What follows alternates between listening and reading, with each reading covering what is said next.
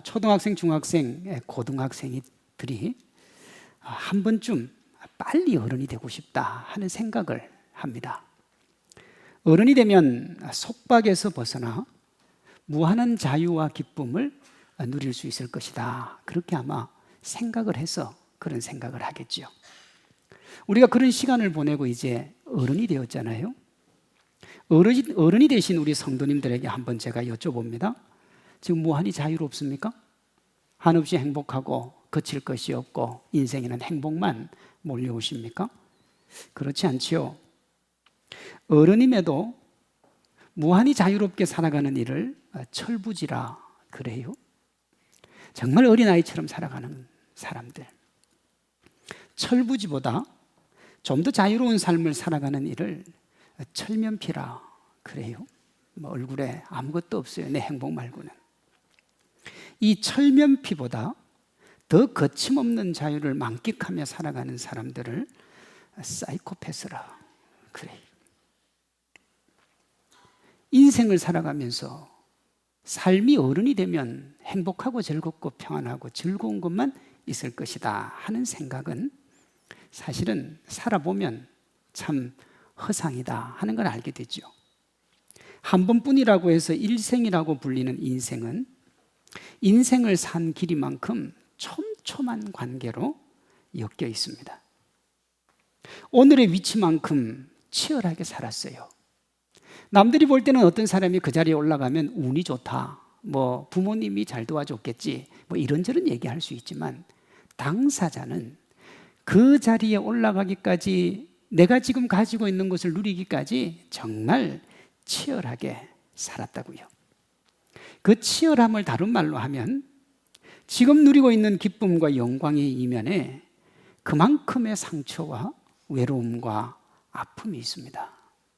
그 아픔의 시간이 있기 때문에 오늘 와 있는 거지. 행복하고 즐겁고 기쁘게 살다 보니까 내가 이 자리에 와 있더라. 그런 경우는 거의 없어요. 이렇게 이 땅을 살아가는 사람은 누구도 예외 없이 정도의 차이는 있을지 몰라도 위로와 쉼이 필요합니다. 웃고 있지만 실제로는 울고 있는 나를 이해하고 안아주는 쉼이 필요한 거예요. 허공을 응시하며 내뱉는 한숨을 받아줄 따뜻한 위로가 필요한 겁니다. 이것은 하나님을 믿는 사람도 예외가 아닌데 오늘 본문의 엘리야가 이걸 잘 보여줘요. 엘리야는 선지자 중에 선지자입니다. 예수님의 십자가 죽음을 논의하던 변화산에 세 명이 앉아서 그 변화산 자락에서 예수님의 죽음에 대해서 토론을 하죠. 그때 있었던 사람이 누구냐? 모세와 엘리야입니다. 모세는 율법의 대표로 와 있었고 엘리야는 선지자의 대표로 와 있었어요. 그러니까 선지자 중에 선지자가 엘리야라는 말이죠. 위대한 하나님의 사람이고 누구도 그가 하나님의 사람인 것은 부인할 수가 없어요. 그런 위대한 하나님의 사람이 세상을 무서워하고 죽음을 노래할 정도로 쉼과 위로가 필요했으니까 오늘을 살아가는, 그리고 우리야 말해서 뭐 하겠습니까? 적지 않은 사람들이 세상에서 쉼을 찾습니다. 지금이 휴가의 거의 절정기인데 피서지혜를 찾고 극장을 찾고 정말 사람들이 많아요. 제가 아침에 한 7시 30분에 광안리 해변로를 쭉 오는데 그 이른 시간에요. 그 해수욕을 하는 친구들이 있다고요. 왜? 쉬러 왔으니까요. 예수님 믿는 사람들 중에도 신앙생활 열심히 하다가 섬김과 봉사를 내려놓고 목사님, 제가 좀 쉬어야 되겠습니다 하는 분들이 있어요. 이것을 쉼이라고 생각을 하는데 오늘 본문을 보면 엘리야의 쉼은 그런 거하고 전혀 달라요. 엘리야는 하나님에게서 쉼을 찾고요, 하나님의 일을 하면서 쉼을 누립니다. 갈멜산의 영광에서 로뎀나무 아래에 비참함으로, 그곳에서 하나님을 만나고 호렙으로 나아가는 믿음의 결단으로, 하나님을 만난 이후 믿음의 거장으로 우뚝 서는 엘리야의 여정이 사실은 우리의 믿음의 여정입니다. 그런 현실에서 엘리야가 만난 하나님이 우리가 만나야 될 하나님이고, 엘리야가 받은 소명이 우리가 받아야 될 소명이고, 엘리야가 걸어간 믿음의 길이 우리가 걸어가야 될 믿음의 길입니다. 신앙생활이 뭔지, 믿음으로 사는 게 뭔지, 참으로 쉬는 게 뭔지 오늘 우리가 이 엘리야의 여정을 따라가면서 한번 살펴보려고 합니다. 첫 번째 엘리야의 여정은 1에서 4절에 나오는 갈멜산에서 로뎀나무 아래에 이르는 길입니다. 거기 보면 엘리야의 삶이 고단하고 답답해요. 그런데요, 18장을 보시면 엘리야가 고단하고 답답하지 않아요. 정말 당당하고 멋집니다. 450명의 바알 선지자들과 대결해서 승리한 후에 그들을 다 죽여서 갈멜산을 피로 적십니다. 여기에 더하여 3년 반 만에 내리는 비를 맞으며 승리의 기쁨 속에 빗속을 달립니다. 진짜 하나님의 사람의 모습이죠. 그랬던 그가 바알 선지자들의 든든한 보호막이었던 이세벨 여왕의 위협에 절망을 하고 좌절을 해요. 제가 지금까지 계속 엘리야를 누구라 그랬냐? 위대한 하나님의 사람이라 그랬어요. 그런데요, 오늘 본문 보면 하나님의 사람의 형편이 말이 아닙니다. 왜 이렇게 되었는가? 그것은 그가 있어야 될 자리를 떠난 것에 있습니다. 하나님의 사람은요, 어떤 상황을 맞아도 하나님이 계신 곳에 있어야 됩니다. 하나님의 영광이 어디 있었습니까? 갈멜산이에요. 그러니 이 엘리야는 그 길을 떠나면 안 되는 거예요. 그런데 자기가 아무리 생각해봐도 여기 있다가는 죽게 생겼어요. 그래서 사람들의 도움을 구할 수 있는 브엘세바로 갑니다. 여러분, 크리스찬이 하나님을 믿다가 야, 내가 일이 잘 안 풀릴 때 하나님을 떠나면 다른 길이 있을까? 그런 고민할 수 있는데요, 엘리야는 뭘 보여주느냐? 크리스찬이 하나님을 떠나면 일이 더 꼬인다는 걸 보여줍니다. 자신을 칭송하던 이들이 그렇게 많았는데 이세벨과 원수가 되었다는 소식을 듣자 그렇게 자기를 돕던 많은 사람들이 흔적도 없이 사라졌어요. 그래도 갈멜산에서는 위기였습니다만은 브엘세바에서는 뭐냐? 절망으로 바뀌었습니다. 절망. 소망이 없으니까요. 그걸 보여주는 것이 그가 바란 광야로 들어간 겁니다. 왜? 아무도 나를 도와줄 사람이 없었기 때문에. 바란 광야로 들어가면서 자신의 절망과 좌절을 돌아보니까 이건 뭐 더 이상 답이 없는 거예요.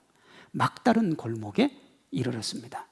인생을 살아가다가 대부분의 사람이 막다른 골목에 이르면 극단적인 생각을 합니다.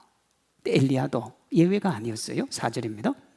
자기 자신은 광야로 들어가 하룻길쯤 가서 한 로뎀나무 아래에 앉아서 자기가 죽기를 원하여 이르되 여호와여 넉넉하니 지금 내 생명을 거두어 가시옵소서.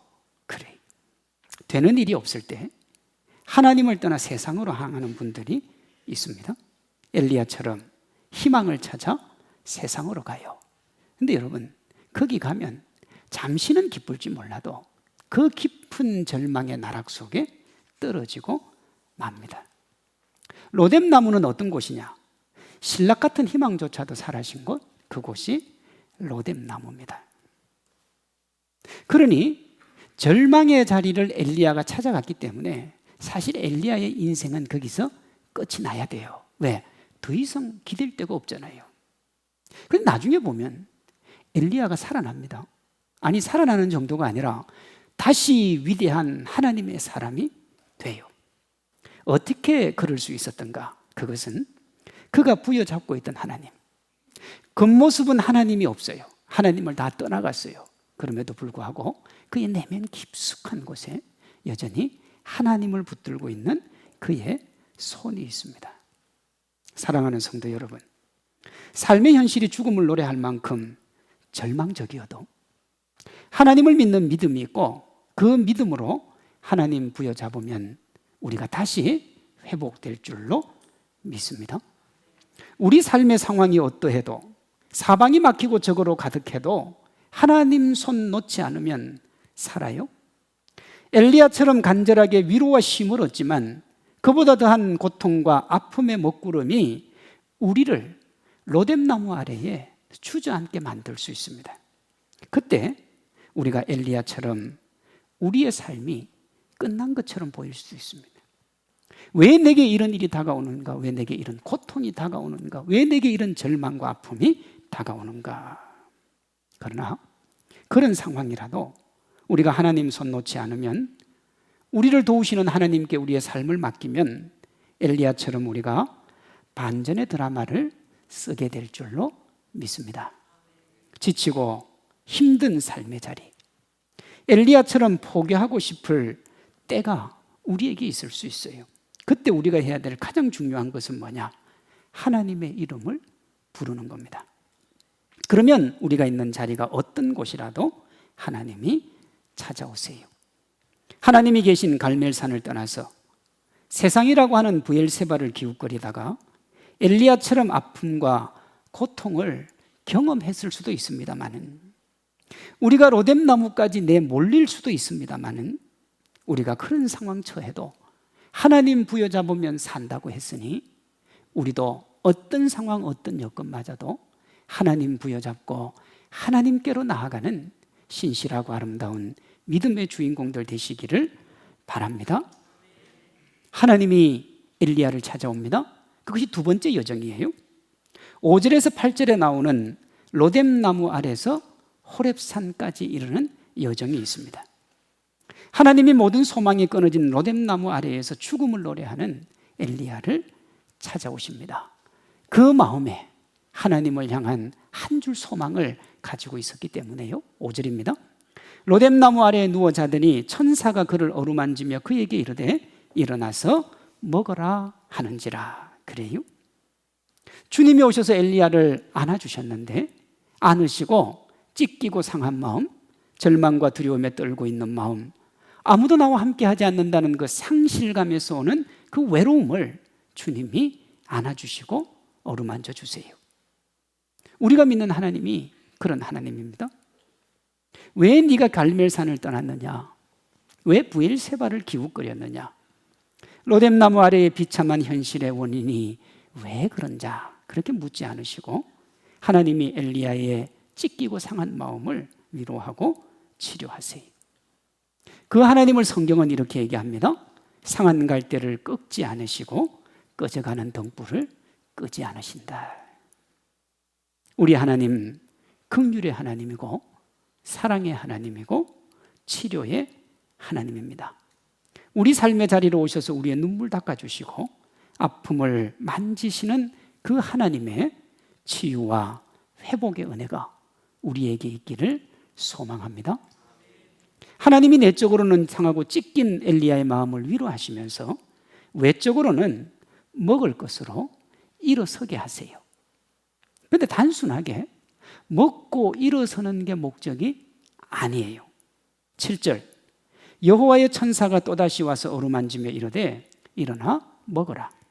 네가 갈 길을 다 가지 못할까 하노라 하는지라. 그래요. 먹여준 이유가 있는 거예요. 하나님이 이 땅을 살아가면서 우리가 힘들고 외롭고 고독할 때 위로해 주시죠. 그리고 그 절망의 상황에서 이겨낼 수 있도록 우리에게 소망을 주십니다. 그런데 그 자체가 목적이 아니고요, 이유가 있다고요. 그 이유를 8절은 뭐라고 하느냐? 엘리야가 가야 될 하나님의 산 호렙으로 보내시기 위함이라. 그래요. 하나님이 그를 하나님의 산으로 부르신다는 것에 우리가 주목을 해야 됩니다. 이 이전에 엘리야가 어디에 있었느냐 그러면 욕망이 판치는, 욕망의 실현을 위해 달려가는 브엘세바에 있었습니다. 그 브엘세바에서 엘리야는 뭔가를 해보고 싶었어요. 소망도 찾고 기쁨도 찾고 싶었습니다. 우리로 하면 이 세상에 가서 이 세상이 있는 곳에서 부와 명예와 권세를 얻고 싶은 겁니다. 그래서 달려갔어요. 그곳에 가면 뭐가 있는 줄 알고. 그러나 우리가 마주하는 현실이 뭐냐 하면 절망과 좌절입니다. 엘리야는 생명을 원했는데 그 결과가 죽음으로 다가왔습니다. 그런데도 여전히 엘리야가 원하는 게 뭐냐? 생명이요. 살고 싶은 거예요. 살고 싶은데 더 이상 살 수 없으니까 하나님한테 죽여달라고 그런 거예요. 하나님이 그런 엘리야에게 뭐라고 하느냐? 얘야, 정말 살고 싶으냐? 정말 네가 소망을 가지고 싶으냐? 네가 정말 희망을 가지고 싶으냐? 그러면 나에게로 와야 된다는 거예요. 나에게로. 세상에 가서는 그게 없고 나에게 와야 생명이 있고 기쁨이 있다는 겁니다. 여러분, 세상에서 아무리 희망과 생명을 노래해도 인생은 말입니다, 로뎀나무 아래 가는 것을 멈출 수가 없어요. 내 스스로 찾아가는 경우도 있고요, 내가 가기 싫어도 그 로뎀나무가 내게로 오는 경우도 있습니다. 무슨 말이에요? 스스로 간다는 건 이 엘리야처럼 스스로 극단을 선택하는 것이고, 죽음이 온다는 것은 인생이 누구도 죽음을 피해갈 수 없다는 거잖아요. 찾아가는 죽음이든 찾아오는 죽음이든 이 죽음을 뛰어넘는 유일한 길이 뭐냐? 하나님께로 가는 겁니다. 하나님께로 가면 절대로 로뎀나무 아래로 오지 않습니다. 일생인 인생을 마무리할 때도 우리는 로뎀나무에 안 갑니다. 다시요. 인생은 반드시 한 번은 로뎀나무 아래로 가야 돼요. 죽음을 노래하는. 왜? 다 죽으니까요. 그런데 예수님 안에 있으면, 하나님을 믿으면 절대로 거기 안 가요. 엘리야가 증인입니다. 열왕기하 2장 11절이요. 두 사람이 길을 가며 말하더니 불수레와 불말들이 두 사람을 갈라놓고 엘리야가 해오리 바람으로 하늘로 올라가더라. 우리는 이걸 뭐라고 하느냐? 죽지 않고 하나님께로 갔다 그래요. 그럼 엘리야가 죽기를 원했어요? 죽음이 그에게 찾아오기를 원했고, 아니면 내가 죽으러 가겠다라고 얘기했다고. 그런데 죽음을 맛보지 않은 사람이 되었습니다. 예수님 믿는 사람도 똑같습니다. 예수님은 그걸 이렇게 말씀하셨어요. 예수께서 이르시되 나는 부활이요 생명이니 나를 믿는 자는 죽어도 살겠고 무릇 살아서 나를 믿는 자는 영원히 죽지 아니하리니 이것을 내가 믿느냐 그랬어요. 여러분, 엘리야의 이 귀하고 아름다운 사역의 열매, 예수님이 부활과 생명으로 말씀하신 거예요. 누구라도 하나님과 함께하면 어떤 경우에도 로뎀나무 아래에 가지 않습니다. 왜냐? 우리에게는 죽음도 없고 우리에게는 하나님 안에서 누리는 행복과 기쁨이 넘치기 때문에. 반대로 누구라도 세상과 함께하면 반드시 로뎀나무 아래로 가게 됩니다. 그러니 우리가 어떻게 해야 되느냐? 세상이 그 어떤 달콤한 것으로 우리를 유혹해도 절대로 브엘세바라 불리는 세상에 우리의 마음을 뺏기면 안 되는 거예요. 또 이 브엘세바를 기웃거려도 안 됩니다. 우리가 해야 될 것은 좌고우면하지 않고 하나님의 산 호렙으로 달려가는 겁니다. 힘들고 지치고 피곤하고 답답할수록 더 하나님께로 달려가야 우리가 사는 거예요. 우리가 있어야 될 자리는 하나님이 계시는 예배의 자리, 기도의 자리, 찬양의 자리, 영혼 구원의 자리, 그곳이 우리가 참으로 쉴 수 있는 자리인 줄로 믿습니다. 하나님의 위로와 사랑으로 삶의 문제 이기고 더 이상 우리가 이 세상에서 흔들리지 않기 위하여 은혜와 축복의 보좌 앞으로 나아가는 우리 모두가 되기를 바랍니다. 나는 세상에 있어도 흔들리지 않을 수 있습니다. 여러분, 그런 사람은 없어요. 엘리야가 흔들렸다니까요. 우리가 엘리야보다 낫습니까? 정말로 우리가 하나님의 능력을 보고 엘리야보다 더 잘 믿습니까? 아니잖아요. 엘리야가 흔들렸으면 우리는 보나마나요. 그러니 하나님께로 나아가야 돼요. 세 번째 엘리야의 여정은 9절 14절에 나오는 호렙산에서입니다. 하나님께 나아가면 하나님이 분명히 말씀하실 거예요. 브엘세바로 가면 우리의 욕망이 얘기할 겁니다. 이렇게 살아라 저렇게 살아라. 그런데 하나님께로 나아가면 하나님이 얘기를 하세요. 근데 하나님이 알아요. 우리가 뭘 원하는지. 쉬고 싶은 거예요. 힘들고 어려우니까 쉬고 싶다고요. 그게 인생이 그런 거 아닙니까? 다 쉬고 싶은 거예요. 하나님이 호렙산에서 쉼을 주세요. 근데 사실 우리가 방금 살펴본 것대로 하면 일반적 의미의 쉼은 엘리야가 로뎀나무 아래에 있을 때 하나님이 품어준 겁니다. 맞지요? 하나님이 그곳에서 갈멜산을 떠난 이유가 뭔지, 브엘세바를 기웃거린 하나님에 대한 불신이 왜 나쁜지, 로뎀나무 아래에서 죽음을 기도한 하나님의 사람으로서 할 수 없는 행동에 대해서 묻지를 않으세요. 물어야 돼요, 그렇죠? 잘못을 했으니까요. 그런데 하나도 안 묻고 하나님이 그를 안아주셨어요. 이게 뭡니까? 우린 이걸 위로라 그래요. 그렇죠? 책임을 안 묻잖아요. 잘못한 것도 안 물어요. 덮어준 거죠. 그런데 호렙산에서는 하나님이 이것들에 대해서 호되게 추궁을 합니다. 9절입니다.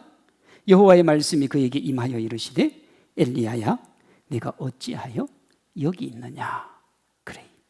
여러분, 이 말은 네가 왜 여기 있는지 내가 모르니까 네가 여기 온 이유를 설명해보라, 그 뜻이 아닙니다. 하나님이 여기 보냈으니까. 이 물음의 의미는 이겁니다. 네가 브엘세바는 왜 갔더냐. 하나님의 사람이라는 네가 어떻게 세상에 있는 것 가지고 살려고 했던가. 로뎀나무 아래에서 그 부끄러운 모습은 도대체 뭐냐는 거예요. 하나님의 사람이 죽여달라고 기도하는 그게 네가 할 짓이냐는 거예요. 그리고 내 앞에 서 있는데 네 모습이 왜 이렇게 초라하냐는 거예요. 내가 너의 아버지고 내가 네 인생의 주인인데 내 앞에 섰으면 당당하고 멋져야 되는데 왜 이렇게 초라하냐는 거예요. 마지막으로 네가 해야 될 일이 있는데 그거 왜 안 하냐는 거예요. 네가 어찌하여 여기 있느냐는 것은 주님이 이걸 추궁하시는 거예요. 사실 매섭고 따끔하지요. 두려울 수 있습니다. 그런데 저는 지금 이것이 하나님이 엘리야에게 주는 쉼이다, 그 얘기를 하고 있어요. 이건 누가 봐도 쉼이 아니잖아요. 그런데 어떻게 이게 쉼입니까? 여기까지 오면 세상 사람들이 말하는 쉼과 교회가 얘기하는, 성경이 얘기하는, 하나님이 얘기하는 쉼이 다른 거예요. 세상의 쉼은 자신의 유익과 만족을 극대화하는 겁니다. 그게 쉬는 거예요. 그러니까 철저하게 자기중심적이죠. 이와 달리 하나님이 우리에게 주는 쉼, 즉 크리스찬의 쉼은 하나님의 기쁨에 우리가 동참을 하는 겁니다. 그러니까 하나님 중심이에요. 선지자 중에 선지자였던 엘리야가 이걸 잘 이해를 못해요. 하나님이 이 얘기를 했는데요. 엘리야는 하나님이 세상에 쉼을 주실 줄 알았습니다. 그런데 하나님이 네가 어찌하여 여기 있느냐라고 추궁을 하시니까 자신의 수고와 노력을 알아주지 않는 하나님께 섭섭한 마음을 토로를 합니다. 10절이요. 그가 대답하되 내가 만군의 하나님 여호와께 열심히 유별하오니 이는 이스라엘 자손이 주의 언약을 버리고 주의 제단을 헐며 칼로 주의 선지자들을 죽였으며 오직 나만 남았거늘 그들이 내 생명을 찾아 빼앗으려 하나이다. 하나님, 내가 갈멜산에서 바알의 선지자 450명, 아세라 선지자 400명과 싸울 때 아무도 없었습니다. 나밖에 없었고 내가 정말로 주님을 사랑해서 목숨을 걸고 거기서 그렇게 했지 않습니까? 내 열심이 보통이 아니어서 이 세상에서 내 열심을 따라올 사람이 아무도 없었습니다. 다 도망갔는데 저는 목숨 걸고 싸웠습니다. 그런데요, 주님, 지금은 내가 죽게 생겼습니다. 남아있는 사람 나 하나밖에 없는데 이세벨이 내 생명을 취해가면 이제 하나님 일을 할 사람이 아무도 없습니다. 이게 뭡니까? 푸념이라면 푸념이고 협박이라고 하면 협박인 거예요. 나밖에 없으니까요. 나밖에. 나만 남았으니까요. 나 없으면 하나님 나라 무너진다 이거죠. 사장님이 자신의 열심을 격려하고 상여금도 두둑하게 주기 위해서 휴가 가기 직전에 불러준 줄 알았는데 막상 들어가 보니까 왜 일을 똑바로 안 했느냐고 야단을 치고 휴가비도 좀 반으로 툭 잘라버리니까 자신도 모르게 자기 속에 있는 섭섭함을 내뱉는 거하고 똑같은 거예요. 11절 13절에 보면 하나님의 엘리야를 다독입니다. 네 시선이 틀렸다는 거예요. 네가 지금까지 잘못됐다는 거예요. 그러면서 하나님이 강하고 천둥치고 요란한 데 나타나지 아니하고 조용한 데 나타나시면서 네가 틀렸으니까 내 뜻대로, 내 말대로, 내 생각을 따라오라 그래요. 그렇게 다 설명하신 후에 주님이 다시 묻습니다. 똑같은 질문이에요. 엘리야야, 내가 어찌하여 여기 있느냐?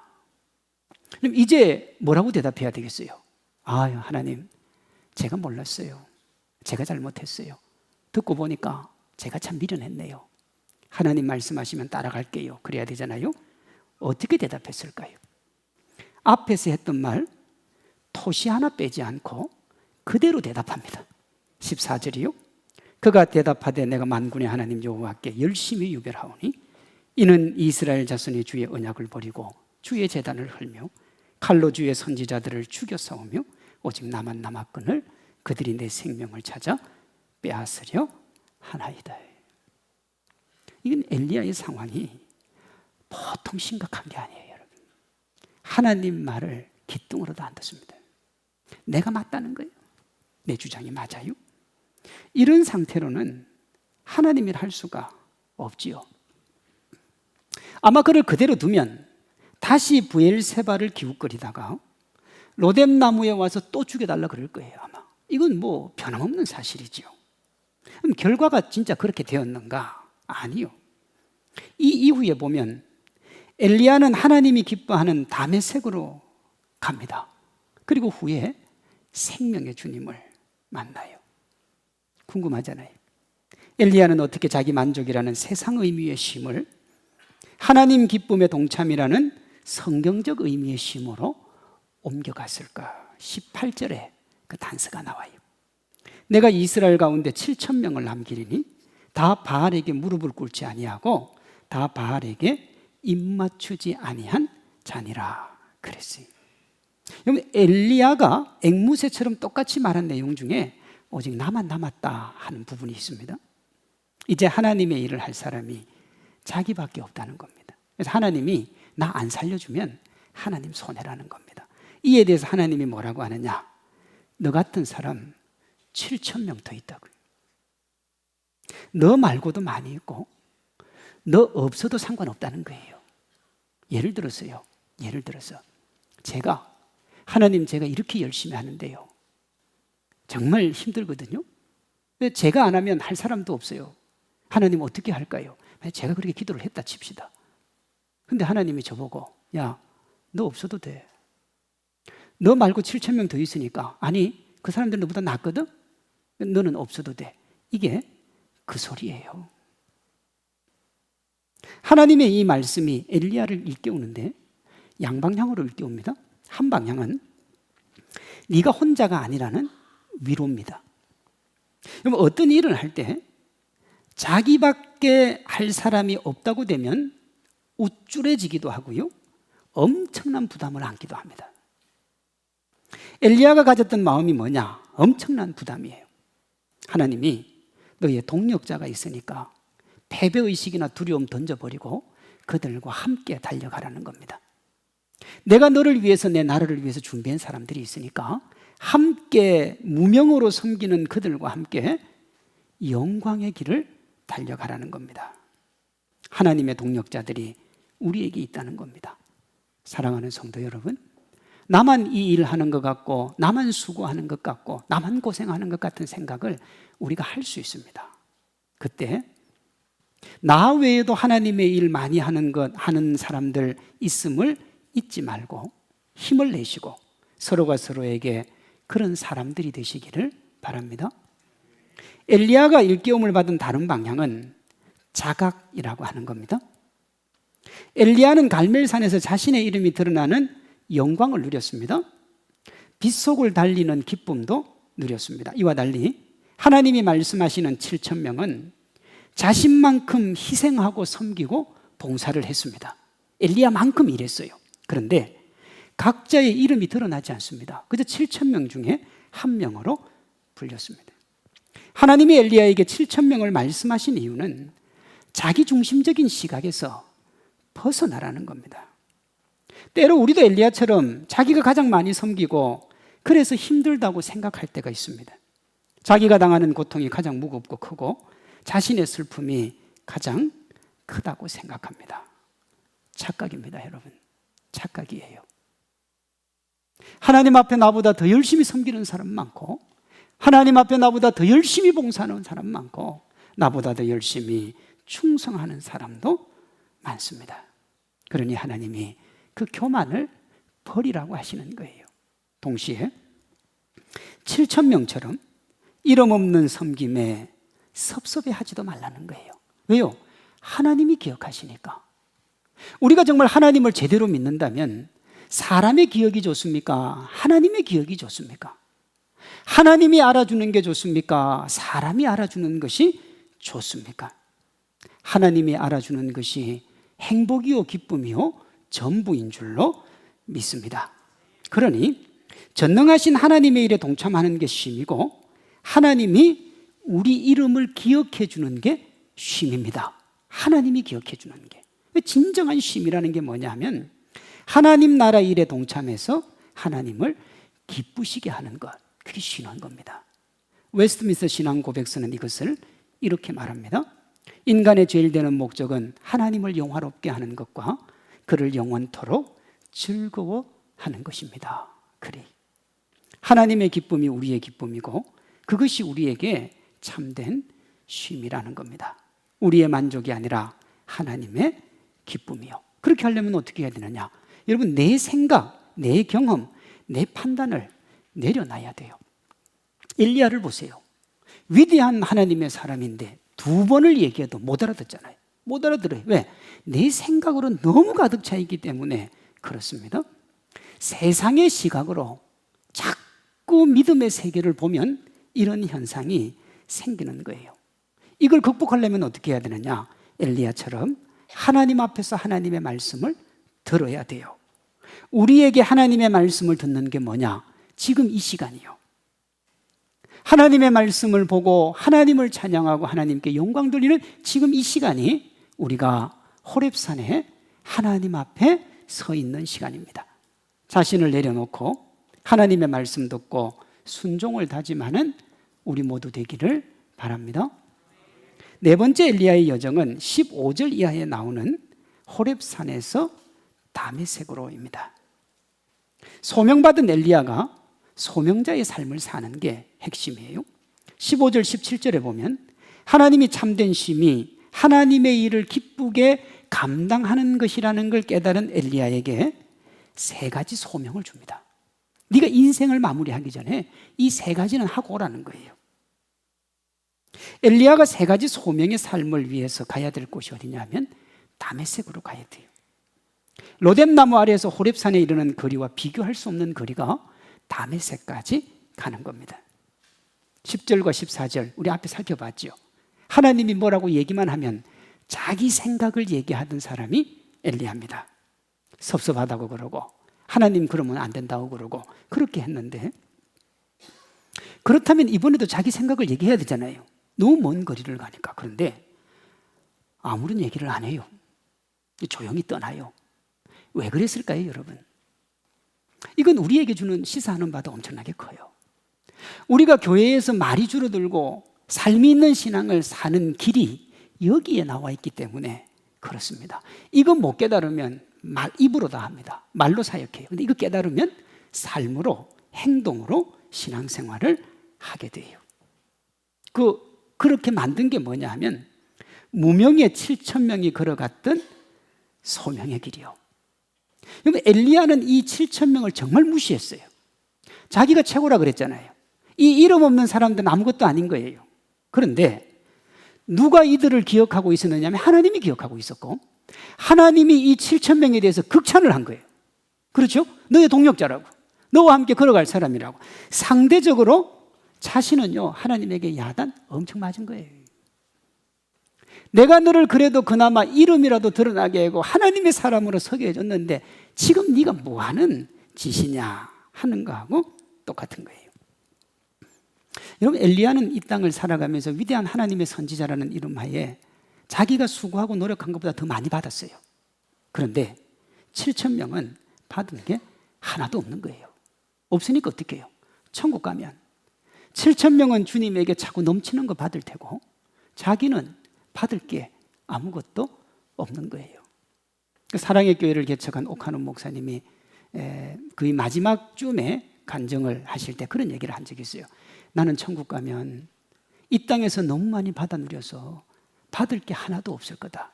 그 얘기를 한 적이 있어요. 처음 개척할 때는 조금 힘들었지만 그 이후에 수천 명이 되고 10,000명이 넘어가는 성도들에게 당신이 받은 사랑이 너무 많기 때문에 천국 가서 받을 거 이미 다 받아서 주님 앞에서 받을 게 없다는 거예요. 겸손의 표현입니다만 일정 정도 사시기도 한 거지. 엘리야도 마찬가지였습니다. 그러면 내가 천국 가서 하나님 앞에 하나님이 주시는 상을 어떻게 하면 받을 수 있는가? 지금부터 남아있는 그 소명이라도 입 다물고 열심히 하는 길밖에는 답이 없었던 겁니다. 그래서 하나님의 일을 열심히 하는 것, 그게 내게 쉼이구나. 그걸 깨달은 거죠. 예수님은 그걸 이렇게 말씀하셨어요. 수고하고 무거운 짐진 자들아 다 내게로 오라. 내가 너희를 쉬게 하리라. 나는 마음이 온유하고 겸손하니 나의 멍에를 메고 내게 배우라. 그리하면 너희 마음이 쉼을 얻으리니 이는 내 멍에는 쉽고 내 짐은 가벼움이라 그랬어요. 언제 쉼을 얻느냐? 주님께 맡기고 하나님의 멍에를 메고 갈 때 우리가 쉼을 얻는다고요. 그게 쉼이라 그랬어요. 사도 바울은 예수님이 우리에게 주신 쉼으로 그 주신 짐이 뭐냐? 그게 자유라 그랬어요. 그리스도께서 우리를 자유롭게 하려고 자유를 주셨으니 그러므로 굳건하게 서서 다시는 종의 멍에를 매지 말라. 그러니까 우리가 우리의 욕망대로 살아가는 게 뭐냐면 종의 삶입니다. 매여 있는 삶이라고요. 우리가 이 세상에서 마음껏 누리고 달려가고자 하는 그것이 매여 있는 삶인데 하나님이 십자가로 우리를 자유롭게 해줬어요. 그러면 그 자유를 누리는 게 뭐냐? 13절입니다. 형제들아 너희가 자유를 위하여 부르심을 입었으나 그 자유로 육체의 기회를 삼지 말고 오직 사랑으로 서로 종노릇하라 그랬습니다. 이 섬김이라고요. 섬기는 게 뭐냐? 자유한 거라고요. 하나님의 일이 진정한 쉼이고 그것이 참된 자유라는 겁니다. 하나님을 믿는 우리 앞에 두 삶이 있습니다. 하나는 갈멜산 부엘세바 로뎀나무 아래를 오가는 삶입니다. 이 삶은 하나님과 세상의 양다리를 걸치고 살아가는 신앙과 삶을 분리하는 자신을 위한 종교 생활이요. 탕자인 둘째 아들처럼 아버지께 도움을 구하고 세상에서 허랑방탕하게 삽니다. 그리고 허랑방탕하게 살다가 다 사라지고 나면 로뎀나무 아래에서 절망을 노래해요. 그게 너무 불쌍해서 하나님이 다시 살려주면 또 부엘세바에 가서 욕망대로 기웃거리다가 또 없어지면 로뎀나무 밑에 가가지고 여러분 또 죽음을 노래하고 이런 삶을 살아갈 수밖에 없는 거예요. 예수님을 믿지 않거나 적당하게 믿는 사람들이 여기 속하는 거죠. 다른 하나는 갈멜산 부엘세바 로뎀나무 아래 호렙산을 거쳐서 다메섹으로 나아가는 삶이요. 이 삶은 신앙과 삶의 일치를 추구하는 하나님의 영광을 위한 신앙생활입니다. 제가 종교생활과 신앙생활을 구분해 드리는 겁니다. 여러분 신앙생활하는 사람들은 부엘세바를 기웃거리지 않습니다. 내 안에 욕망이 일어나면 욕망을 누르지 그 욕망대로 살겠다고 부엘세바로 달려가지 않는다고요. 대신 어디로 가는가? 하나님의 말씀 앞에서 자신을 죽이기 위해 호렙산으로 갑니다. 그곳에서 제대로 하나님 만나고 자신을 내려놓은 후에 하나님이 기뻐하시는 소명의 삶을 삽니다. 소명 안에서 참된 자유를 누리는 거예요. 사랑하는 성도 여러분, 하나님의 일을 하는 것이 쉬는 겁니다. 하나님의 기쁨으로 나아가는 것이 자유한 겁니다. 어떤 분들은요, 목사님 제가 수년 동안 수십 년 동안 교회에 너무 열심히 봉사해서 이제는 좀 쉬어야 되겠어요. 그렇게 하고는 다 내려놔요. 다. 가끔 줄 예배도 쉽니다. 여러분 그건 쉬는 게 아니고 자기를 죽음으로 몰아넣는 거예요. 엘리야처럼 로뎀나무 아래 가기 직전의 상황이 그 상황이에요. 하나님의 사람의 쉼이라는 건 하나님의 은혜와 기쁨 속에 하나님의 일을 하는 거예요. 그게 준비가 되지 않으면 어떻게 해야 되느냐? 여러분, 호렙산으로 가야 돼요. 하나님 앞에서 말씀을 듣고요, 새로워져야 되는 겁니다. 하나님은 우리가 갈멜산에서 로뎀나무를 오가는 종교 생활이 아니라 호렙에서 하나님 만나고 다메섹에서 소명의 삶을 사는 신앙생활 하기를 원하세요. 세상에서 빛과 소금이 되기를 원하신다고요. 안아주시는 하나님께 순종하면 하나님이 마음과 삶에서 어두움을 걷어내 주시고 소명자의 삶을 사는 믿음의 거장으로 세워 주십니다. 누구라도 이 주인공이 될 수 있습니다. 자기 부인과 순종으로 엘리야가 누렸던 신앙 성숙의 기쁨과 삶의 행복을 우리 모두가 누리시기를 소망합니다.